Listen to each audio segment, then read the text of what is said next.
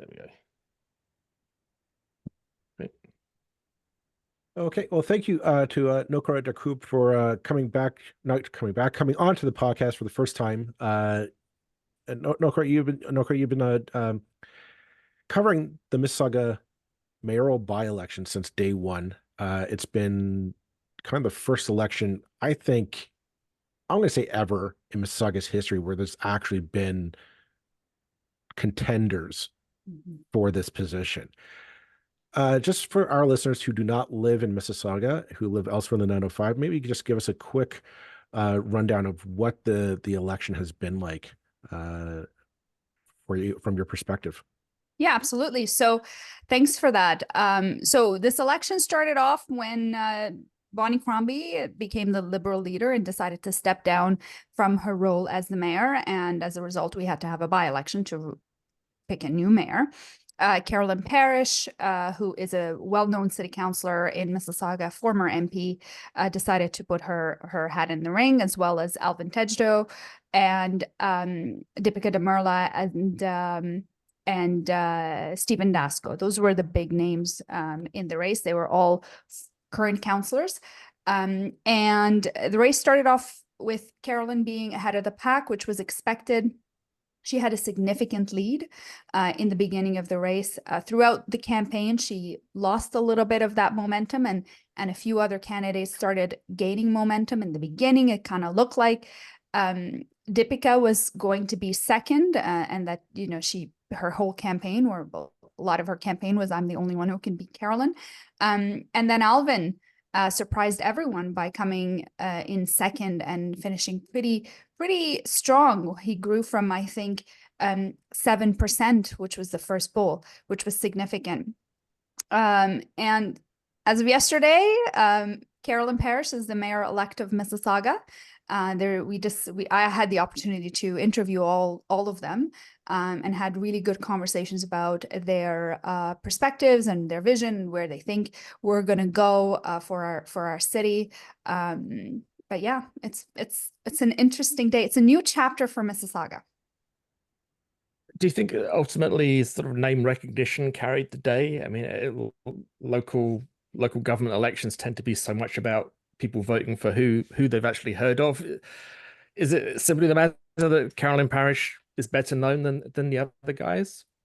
Absolutely. So I think, you know, Carolyn Parrish has not just name recognition. She's well known, and she also has a significant amount of credibility in Mississauga. So, you know, and she has the most of that because she's been around for so long, and people have seen her stand up for issues, and take take very strong positions that sometimes have cost her elections or cost her job. She was the person who took on Hazel over the issues with the conflict of interest, and she was a person who stomped on a Bush doll in Parliament and ended up getting kicked out to protest the Iraq War. So that's Carolyn. People know who Carolyn is. They understand where she stands on issues. They understand, and they trust that. So a lot of it is name recognition, but it's also, I call it brand recognition also. Carolyn Parrish made headlines in this election with her refusal to attend public forums after she said some statements that people interpreted as being racist, or at least not immigrant friendly, I guess is the PC choice here. And she refused to attend, but she still won decisively the mayoral race. I'm wondering, you know, what do you take from that? Like, you know, we've seen that seems to be kind of a habit nowadays with not just Carolyn Parrish, but like conservative-minded candidates of just saying, well, I'm not doing these public forum things, and it doesn't really seem to affect their electability on this. And I'm just wondering, you know, what's your take on that in terms of maybe the changing political dynamics of Mississauga going forward? So I think if anybody else did that, they would have had a much harder time to recover from it than Carolyn Parrish. A number of different things. One, I think the amount of media attention that this race got the fact that I was on CBC yesterday covering a Mississauga by-election, which I'm not sure has ever happened before, it was not expected. I don't think anybody saw that coming, right? So when you're creating campaign strategy and you're kind of thinking, okay, which way do we go from here? You got to consider all these different factors. And if you're working on the assumption that, you know, there's not going to be a lot of people at these debates, you know, it's going to be 200, 300 people, and usually the same people, right? And there's a lot of them. And, you know, is it really what you want your candidate to be doing rather than actually going out and meeting voters every single night and new voters? Most of the time, the people who attend debates, especially from what I've seen in Mississauga, are usually campaigns, right? So every campaign will bring 10, 15 people. And that's about it. Maybe there might be a few residents here and there, the people from the groups that are organizing. But that changed significantly when all these debates started becoming televised, and all of a sudden everybody's paying attention to that. So, and by then I think she had already said that she was not going to go, and I think she, you know, there were statements that she made that didn't land very well. She says they were misinterpreted. But again, that goes back to the credibility. It's really hard to paint someone as anti-immigrant or anti this when they have a very long progressive history, right? That was a bit of a challenge, I think, for her opponents to really make those comments stick.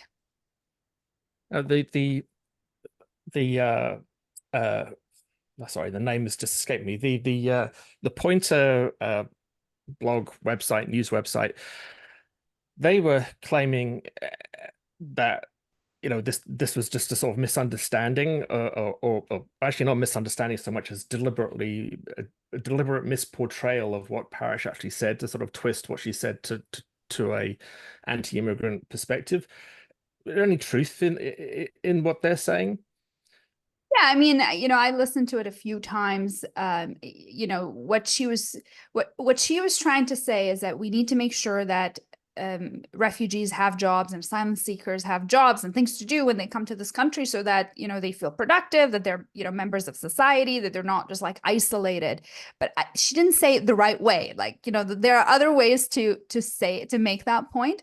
But yeah, I mean, certainly it's an election going on. You have opponents; they're going to hang on every word you say. And if something doesn't come out the right way, it's going to be used against you. I think that's expected. But again, I think very few people would have survived not showing up to debates and potentially a comment like that in an area like Mississauga. But Carolyn's long history with immigrant communities just shows that, you know, there's trust there, and that's hard to erase by, you know, an off the cuff comment that didn't land well. Let's bring this conversation back a bit. As you said at your intro, Bonnie, the reason why we're doing this is because Bonnie Crombie stepped down as Mississauga's mayor to run and eventually become the Ontario Liberal leader.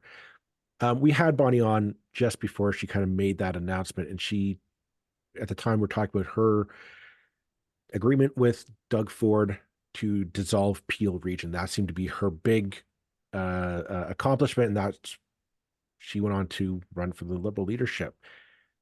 Doug Ford has since kind of backtracked on that, and that's a whole muddy question. But the one thing I noticed in this by-election is that never seemed to be an issue at all with any of the mayoral candidates.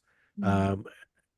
What happened with that? Is that an issue for Mississauga to figure out how do we dissolve Peel or break this up, or is this just something that it was really Bonnie's, you know, hobby horse, and nobody else really cares about it? Yeah, no, there were significant issues with the duplication of services, but I think when they decided that they were not going to break up the region, they did download some of those services to the municipality. Specifically, there were issues with the planning department. There were multiple levels of planning, which were, well, costly, but also, you know, just making everything slower. So they did resolve some of those issues as a result of canceling the breakup or the divorce, as people like to call it. So no, it wasn't just it really wasn't just you know, a Bonnie thing that she wanted to do. There were significant issues in the region. I don't think they're all resolved, but my understanding is things are a lot better in terms of how the structure and who's responsible for what. And I think they're able to kind of make it work, at least for now. And then we'll see what happens in the future. So people are kind of like, okay, this is not going to be the issue of the day anymore.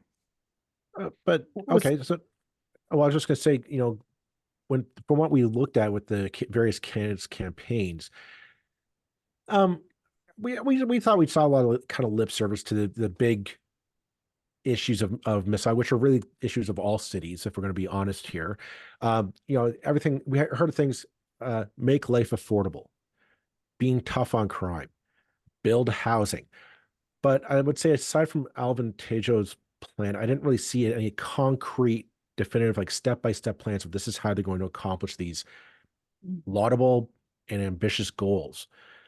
And I'm wondering, what is the future of Mississauga then going forward? You know, like what's the vision of Carolyn Parrish, presumably in 4 or 5 years, what she wants to see? How does she want to see Mississauga change in that time? Yeah, so I had this conversation with Carolyn. Housing is a really big issue on my mind. It's a big issue on everybody's mind. We all want to resolve this housing crisis because we can't have a society with, you know, this major housing crisis. We need to fix that. One of the things that she talked about was reducing red tape in the city. And that's something that we've heard about consistently from other candidates as well. And we've heard about that for a long time. My understanding now is that there's a significant amount of red tape in the planning department, which slows everything down. And she really wants to tackle that. She did support the fourplex motion, which was a big thing at the time. You know, we'll see what else she wants to do. The biggest area that I found that nobody sufficiently addressed, and perhaps it's because it's really hard to address, and really it's the federal government that needs to do something about it. It's deeply affordable housing or subsidized housing. We've stopped building that decades ago, and unfortunately that's not something on anybody's radar, but it is something that needs to be a part of the conversation on housing. But in terms of, you know, in terms of where we're going to go, not just as Mississauga, but as, you know, the GTA in general, in terms of housing, you know, we're really looking at, you know, gentle density in smaller areas, or not smaller, in like, for example, in streets like mine, you should eventually have some 3-plexes, 4-plexes on streets like Glen Erin. Hopefully you're going to have 6-plexes or, you know, 6-story buildings, and eventually in, you know, bigger here Ontario type streets, you should have more intensity, more density, and intensity too, and have, you know, taller buildings and high rises, as well as transportation. I mean, that's the plan. The problem is, who wants to do it, right? Who's going to actually come to my street, which is a little cul-de-sac, and tell everybody or tell my neighbors that, you know, guess what? There's going to be a 4-plex across the street from you, and deal with the ramifications of that. They don't have to do that anymore because it's done. Bonnie Crombie did use her strong mayor powers to make that happen towards the end. But I'll tell you, it's not a very popular thing, right? There's a difference between the popular thing and the right thing to do. And, you know, there's a reason why Doug Ford isn't making 4-plexes as of right. He's pretty smart. He's not an idiot. I don't know if I'm allowed to say that word on this show. We're not censored here. You can say whatever you want. Okay. But he's not. He really isn't. He knows that people are not going to like this stuff. But there's a difference between things that people are going to like and the things that we need to do in order to make our society function for our generation and the generations to come. Was it a good election from the point of view of these kind of issues actually being debated between the candidates? I mean, I note that Alvin Tedjo came second, and that the person who perhaps was sort of pursuing the most, if I can use a word that I dislike myself, but I still seem to end up using all the time, the most kind of NIMBY agenda of being like anti-bike lane and so on, what was Dipika Damerla, who ended up not doing that well. Tedjo, who, as far as I can tell, had, was trying to see something more of a kind of actual policy kind of announcements and so on, and perhaps Parrish too. It wasn't actually like a good election for getting a bit beyond the usual. I was born in Mississauga and I love the city kind of stuff that we get at elections, municipal elections. Yeah, absolutely. We saw some punches. We saw people, getting, putting ideas out there and taking strong stances on issues. The bike lane thing, for example, Alvin's tax freeze, which got a lot of attention, and a lot of people get upset about freezing taxes in Mississauga, or a lot of councillors get upset if you say you want to freeze taxes in Mississauga, because they feel like they've been there for so long, that's their responsibility, and they're the ones who raise taxes, so everybody should just hold hands and say we have no choice but to raise taxes. And Alvin didn't do that. He went out and said, I'm going to freeze taxes for 2 years, and everybody freaked out. Same thing with the bike lanes. The reality is, this is something that the city, this is a plan that the city is implementing, and they're doing it everywhere. They're doing it where I live as well. But they're not the most popular thing in Mississauga, right? And they're also not very well utilized. We also have to be kind of, I am for bike lanes. I do love my bike, but we have to kind of get a sense of how often are we using this. But it is part of a network, and people do want this for the future in order to be able to have that connectivity. So it was a really interesting position for her to take. I'm not convinced that was the reason she lost the election. I am convinced that it created too much noise, and I'm not sure if it's the right kind of noise. So all the noise that Alvin created on his tax freeze, that's the right kind of noise. People love that stuff, even if the politicians hate it. Sometimes when you're running in an election and you're not the front runner, you're going to have to say some stuff that your friends are going to hate, but the public might like. That was a good example of that. Dipika's bike lane thing, I think also she didn't communicate it that well. It kind of didn't land very well. But my question to her was, why do we have to take out one lane of cars in order to put in bike lanes? Why can't we just put in a bike lane without doing that? And apparently there are ways to do that, but the city hasn't looked into them. I don't know why it has to be either or, especially in a city like Mississauga, where we just don't have public transit. Like, I don't know how much you guys can bike, but I can go for like 45 minutes, and that's not going to get me very far. The dilemma always is, so in Burlington, they went through a very similar story sort of 6 or 7 years ago with a particular bike lane. It was very unpopular. It's badly implemented in a variety of ways, I think. And the choice that the city has to make is like, well, we can do a good bike lane where we don't affect traffic, but that's going to cost 5 times more, because you're going to have to create a whole new sort of infrastructure. We're going to have to, bricks and mortar, or we can paint a white line on the road and call that a bike lane and cause congestion. Yeah, and that tends to be the option that goes, because it's the cheapest, right? But cyclists don't actually use those lanes because you don't feel any safer. And I have a bike lane right outside my door here that I'm not going to use on a bike, because it's like I don't feel any safer. I still feel like I'm about to get murdered by every truck that goes by. So it's it's a frustrating kind of situation where we're in where it's like almost that kind of the attempt to build bike lanes then ends up discrediting the bike lanes that we want to build because they're not done right. And this is why local government is so frustrating, I find. Yeah, absolutely. And the resources, right? The lack of resources and the speed in which that people want to do it. My thing is like, look, at least get the bus rapid transit stuff going, right? Like you can't expect people to make a choice to get out of their car, that's going to take them 15 to 20 minutes to get anywhere in Mississauga, and take public transit that's going to take at least an hour, if not an hour and a half. That's not a realistic choice that you're asking people to make. We have to give people better options in order for them to do the things that we want them to do, in order to change behavior. So they gotta get on this. And there are cities in the region that have had some success. I remember, a few years ago, people were always talking about Brampton as a city that had really turned things around. In fact, Burlington hired Brampton's transit person. I can't. Her name escapes me right at the second, because she'd had, really major increases in bus ridership had happened there under her watch.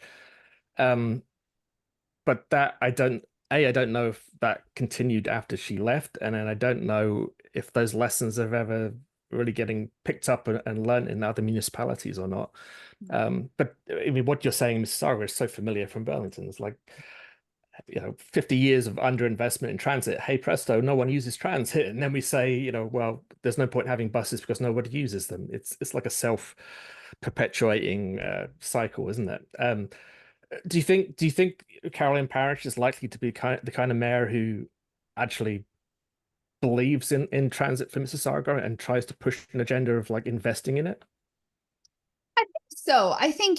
I think they all are, to be honest. They just all have different ideas of how they want to go about it. It's just, we need this now. We can't wait another, how long? We announced the LRT 10 years ago. It's just a bunch of holes in the ground right now, right? We need to move forward on this stuff. We have a growing people aren't waiting. People aren't waiting. They're having kids. They're moving in. They're getting jobs. They're moving around, right? And you're taking away car lanes, but not putting in any transit. We got to get this right. We really have to get this right. Otherwise, Mississauga is going to struggle, and we can't afford that. And we want to make it a livable community. So I think they all are. It's just a matter of how they're going to go about it, and how much, how many resources are there in order to invest in this stuff, because it's all going to cost money. We don't have a ridership problem anymore. We did. Now we actually have, closed door incidents, which is what they call them, where the bus is so full that it doesn't stop. Wow. It just keeps going. So, clearly people want this service, and they want to use it, especially now with the affordability crisis happening. But we just need to make it easier. We need to make it efficient. We need to make it reliable. We need to make it a real part of everybody's life, not just individuals who can't afford cars or just have no choice. It's kind of one final point on the bike lane topic. When that came out, and that kind of rose to the forefront of the election in Mississauga, I noticed there was a lot of people saying no, we're no longer like a cute little suburb of Toronto. We're now a city in our own right. We need to come up with ideas for Mississauga. And I want to kind of ask the average person on the ground in Mississauga, is there a sense of Mississauga needs to change, that there is a sense of we need a civic leadership to adapt to the challenges of the 21st century? We're no longer just like a place for people to park the cars and go into Toronto anymore. We're now a city, a community of ourselves. We need to kind of take charge of our own destiny. I think so. I think there is an appetite for change. This question is, what does that change look like? Right. And that's the part where people get a little uncomfortable. I think everybody recognizes that things are not great, and they have not been great throughout the entire country for the past, I would say 3 years post-COVID, right? Before COVID, nobody wanted anything to change. Everything was great, right? Everybody loved their car. Everybody could afford their mortgage. You could, some people could even buy second and third property. Everybody was happy, right? But when things changed and affordability became an issue, the housing crisis started to really, really become a serious thing, where people, even older individuals who own their own homes, they've got kids living with them. They're not going anywhere, right? And they don't, and they, you know, they don't want that. They want their kids to be able to move on with their lives, to start their families, to have you know, the life that they had, to have the opportunities that they were able to enjoy. So I think, you know, the narrative has changed on a lot of these things because people's experience of it has been significant and significantly negative for the past 2-3 years. And I think, you know, as a result of that, there is an appetite for change. Now, what change really looks like, that's the question that that the new mayor is going to have to answer, and also sell. Because politics, I always say, politics is a sales job. You can have great ideas, but if you can't sell them, good luck. That's a good point. And I was wondering, you know, just sort of broaden this out a bit. I mean, basically, this was a race between pretty much 4 Liberal candidates and someone with a little bit more of a conservative leaning. Was the impression I got anyway. Correct me if I'm wrong. That Stephen Dasko was maybe more of the sort of conservative candidate. Traditionally, in that kind of situation, you'd expect the 4 Liberals to kind of divide the vote and let the Conservatives through to win. That didn't happen. We basically there was endless supplies of people willing to support people with open ties to the Liberals in former careers and so on. Is this sort of great news for Bonnie Crombie that Liberal Ontario is on the rise again, or is it something completely different? No, I think it's something entirely different. I think people are able to separate things municipally. And the reality is Mississauga has a lot of Liberals, right? It is a Liberal town. But the problem for Bonnie Crombie, and especially for Justin Trudeau, is that all the Liberals are mad at the Liberals, right? And that's the hard part. When you've got Liberals who are like, I'm not supporting this anymore. And, you know, I hear from Liberals all the time. You know, myself, I'm a Liberal who's not exactly too happy, or I'm a former Liberal.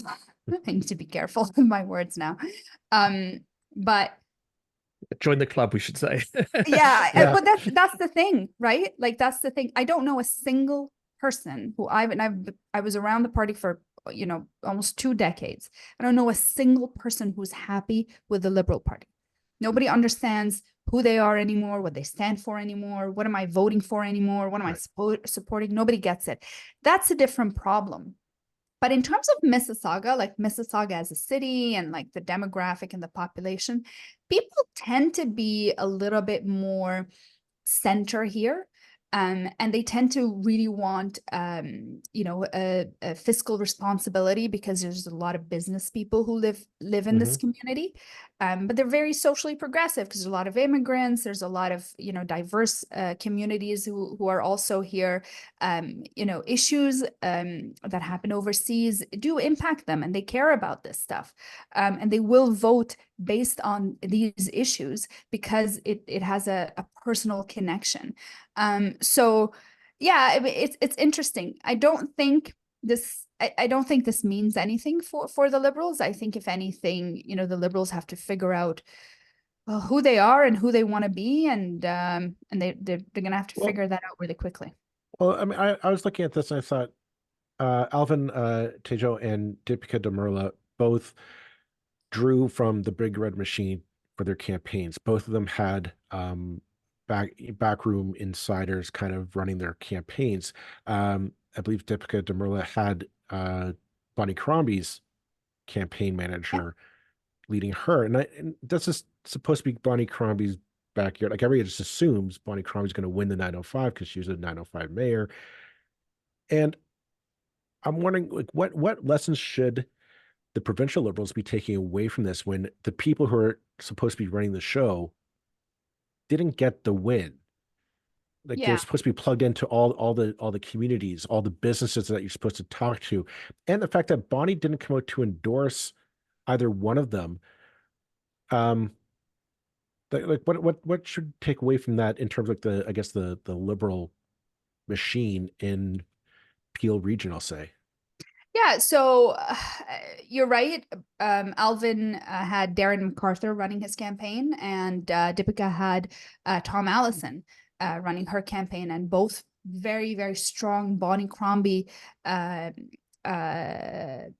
organizers or campaign managers, and they've been a part of the Liberal family for decades and decades, and neither one of them won. And Bonnie was in a tough spot. She couldn't choose between Alvin and Dipika. And she also couldn't choose between Darren and Tom. That was a tough spot for her. And the other issue is that neither one of them was ever first in the polls. So she couldn't really, put herself out there and upset the incoming mayor, when it was kind of clear throughout the whole time that Carolyn still maintained the lead. Even when it was close, she was still number one. So, I understand why she did not to endorse, and it does make sense. I would have told her to stay out of it anyway, because she doesn't need to be doing that. Like, she really needs to focus on the province. She really needs to get out of Mississauga politics. You got to get out of this little box. It's done. It's over. You did your thing. You said goodbye. You got to move on. Bonnie, if you're listening, it's time to focus on the plan in front of you. The election might be in October. Doug Ford is not taking any chances. I read somewhere that he doesn't want to run without Justin Trudeau as his political sunscreen, and I thought that was the funniest thing ever.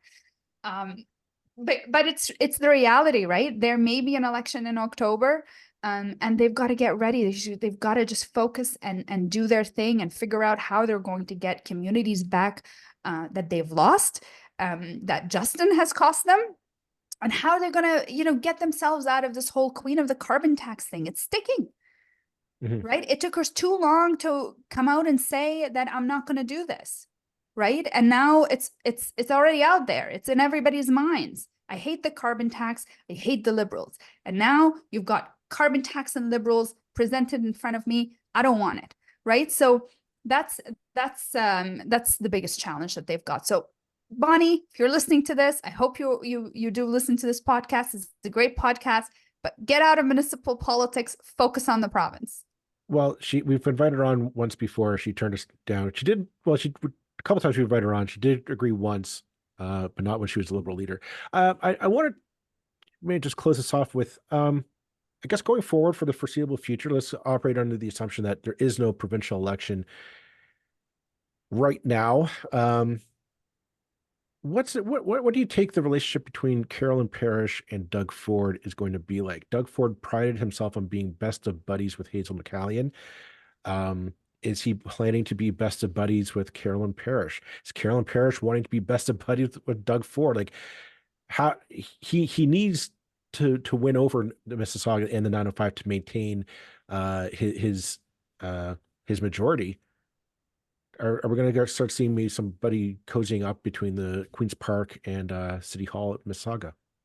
I think absolutely you will. And there's two reasons for that. One, they're both very good politicians, and they know that, you've got to get the work done. And this is the person you have to work with, and you can't change the outcome. So you got to just, make it happen. The other thing is Doug isn't a fan of Bonnie Crombie. And Carolyn and Bonnie don't have the closest relationship, right? They're not the best of friends. They've had a lot of ups and downs throughout, her council days. They even ran against each other in Ward 5. So, I can imagine that, the saying goes, the enemy of my enemy is my friend. So I can see a little bit of that happening. Although not overtly, but I also think that both Doug and Carolyn are get it done people, and they're going to want to get things done. Will they get along all the time? Probably not. But I can't imagine that there's going to be a lot of, public fighting, at least anytime soon. It sounds like the Liberals have a bit of a problem now. If Mississauga can stay blue, even maybe purple, is the right way to phrase it. It could pose problems provincially for the Liberals going forward. It's been great talking with you about this. I'd be curious to see what happens with Mississauga, if maybe Carolyn Parrish is in for the next decade, 2 decades. Who knows how long Mississauga politics is like. But we'll see how it goes. But thank you very much, Nokha, for coming on today. Thank you very much. Thank you for having me. Thanks.